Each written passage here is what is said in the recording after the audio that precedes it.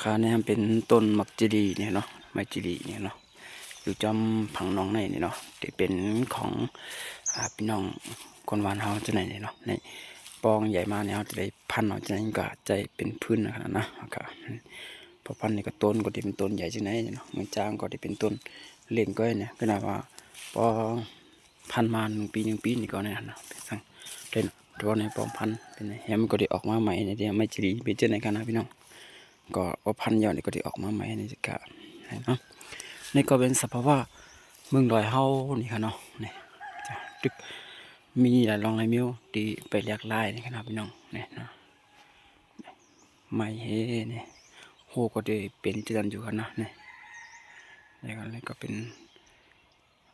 ตั้งลงนี่กันนี่ตั้งกว่าตั้งจ้องนี่กันนี่นะก็เป็นตั้งวัวตั้งควายนี่ก็ตั้งสวนตั้งนานี่ครับพี่น้องโอเค